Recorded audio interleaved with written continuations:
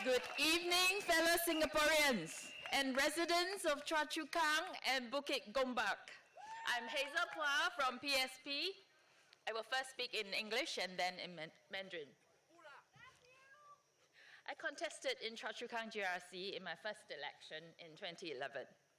I walked the ground in Choa Chu Kang then, including Nanyang, which is now part of West Coast Jurong West GRC. As part of PSP, I have also walked in Choa Chu Kang, including Bukit Gombak, after the 2020 election. What I'm about to say next, some of you may already know if you have been following our social media. But some may not be aware yet. If you already know, please bear with me. I'm referring, of course, to the incident at Bukit Gombak on 4th January this year. Okay. Our PSP team have been in high spirits doing their block visits and wishing residents there a happy new year.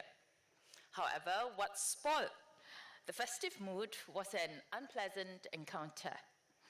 The PSP team were followed by people dressed in white who were later identified as PAP volunteers. They followed the PSP volunteers wherever they go, constantly taking photos and videos. For what purpose? Is it to intimidate our volunteers or the residents they were engaging? We do not know. This is not the first time we had encountered unpleasantness in Bukit Gombak. I personally had encountered a similar incident in November 2024 while conducting house visits in Hillview Estate.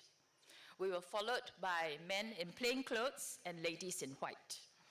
And my conversation with the resident was video recorded.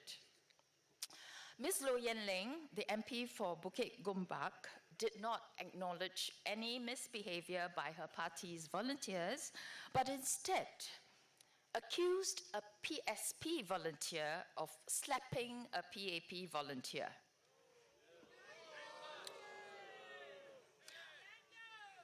Dr. Tan had responded back then that such allegations must be thoroughly investigated by the police in order to ascertain the truth. Ms. Low Yen Ling agreed. It has been more than 3 months since the incident.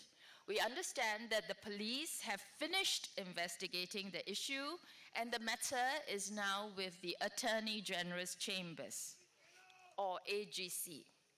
We would like to call on the government to release the outcome of the investigation.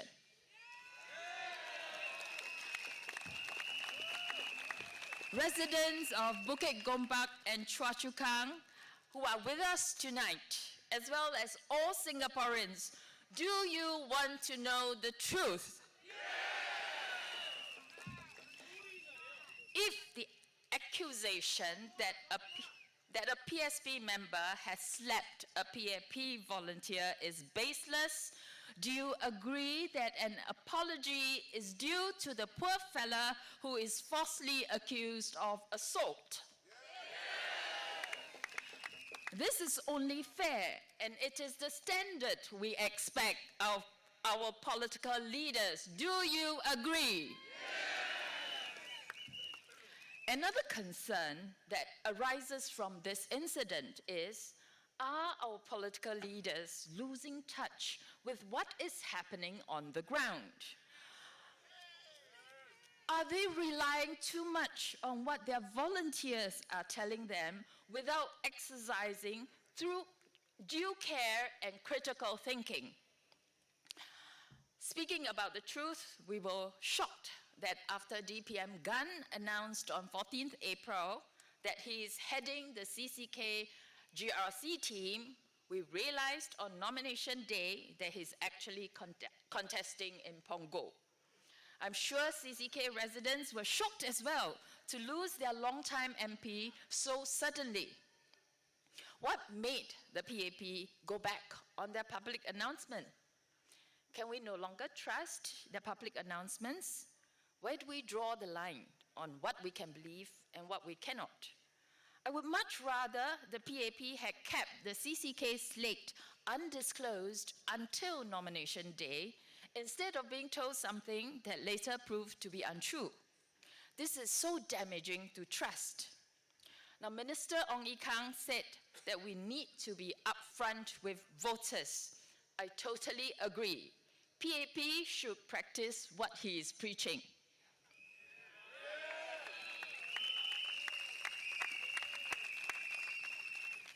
Trust building is a long and painstaking process. It is built on a long period of track record of competence, reliability, and honesty.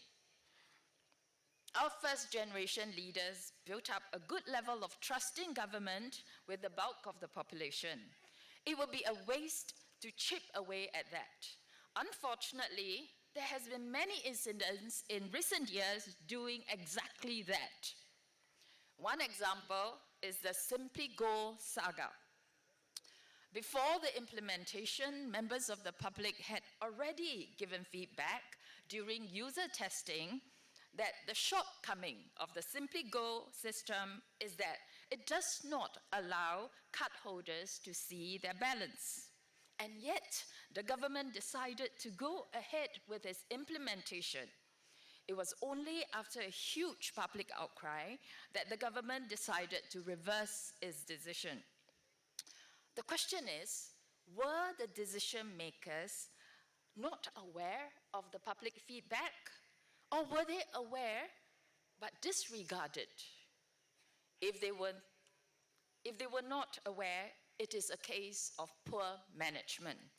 They are not managing their organization well if important information is not reaching them. If they were unaware but disregarded, it is poor judgment.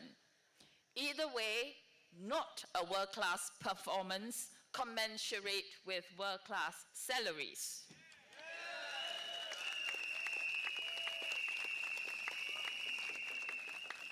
Another example is the Income Alliance deal. I find it astounding that NTUC supported the deal while being unaware of the capital reduction exercise to the tune of $1.85 billion. This is not $1.85 thousand. It is not even $1.85 million. It is $1.85 billion that they are planning to take out of income insurance. In my opinion, both NTUC and Income did not perform their duties responsibly on a mega scale. And I suspect that if any of these were to happen during the time of our first generation leaders, heads would have rolled.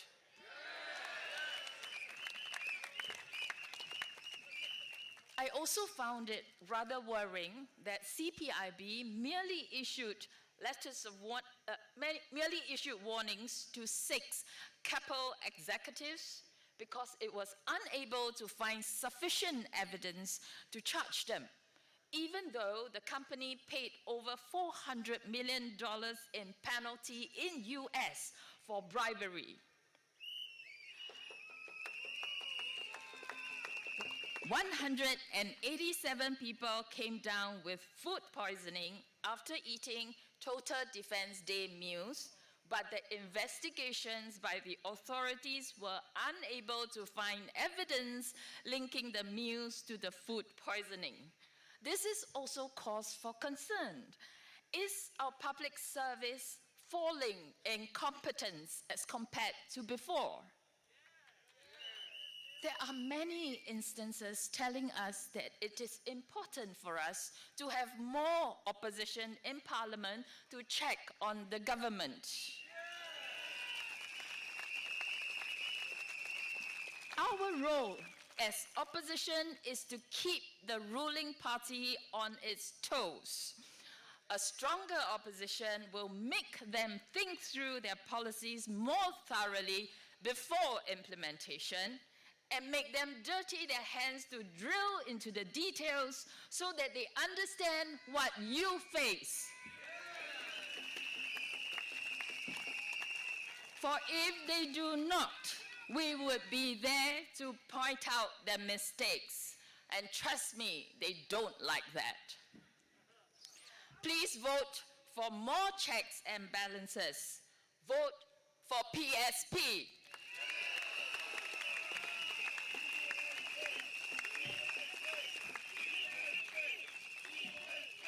亲爱的新加坡同胞们，大家晚上好。今年1月4日，就在五级干波，前进党与行动党的志愿者发生了一些冲突。当时我们前进党的团队正兴致勃勃地进行走访，向居民问候与拜年。然而，一些身穿白衣的人紧跟着我们前进党的团员，还不停地拍照和录像。后来确认这些人是行动党的志愿者。他们的目的是什么呢？是为了恐吓我们的志愿者，还是他们所接触的居民呢？我们不得而知。遗憾的是，这并不是我们第一次遇到这样的事件。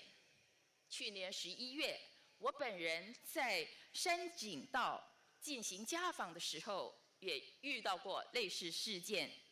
当时我们被便衣男子和白衣女子跟踪，我与一位居民的谈话也被录了下来。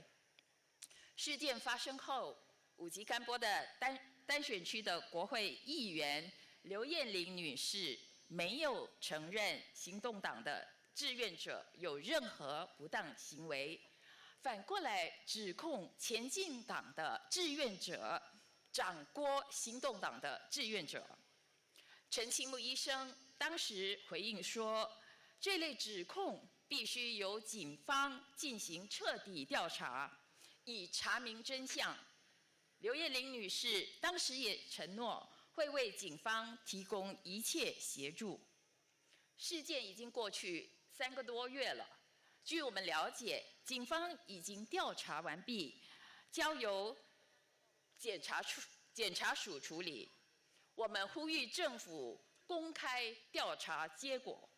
如果前进党志愿者掌掴行动的志愿者的指控是毫无根据的，他应该向被冤枉的人道个歉，这样才公平，对不对？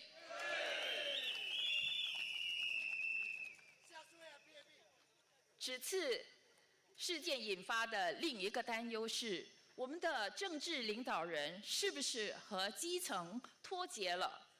他们是否过于信赖志愿者的说法，而失去了应有的谨慎和判断呢？说到真相，提名日当天也发生了令人吃惊的事。在4月14日，副总理严金勇宣布，他将会是蔡厝港集选区团队的领军部长，但在提名日当天，他却跑到榜额了。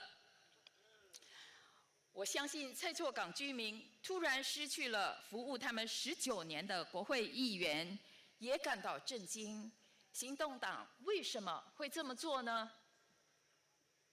我宁愿行动党在提名日之前没有透露蔡厝港集选区的名单，而不是这样出尔反尔。这将损害人民对行动党的信任。建立信任是一个漫长而艰苦的过程，它建立在长期可靠、有能力和诚实的基础上。我们的第一代领导人在许多人的心中建立了对政府的良好信任。很可惜的是，近年来有许多事情渐渐侵蚀了这份信任。Simply Go 就是一个例子。在推出 Simply Go 之前，公众在用户测试中已经反馈，这个系统的一个很大的缺陷就是无法当场显示剩余的金额。然而，政府还是决定实施，取消现有系统，直到公众强烈抗议之后，政府才改变这个决定。我们的领导到底知不知道公众的反馈呢？还是知道了却置之不理？如果他们不知道，那就是管理不善，导致重要的信息传不到他们的手上。如果他们知道了却置之不理，那就是判断失误。无论如何，这都不是世界级的表现，配不上世界级的薪水。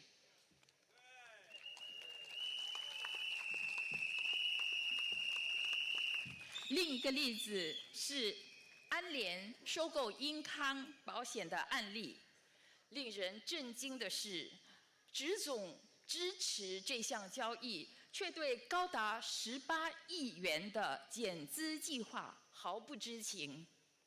他们打算从英康保险拿走的数目可不是18元，也不是18万元，而是18亿元。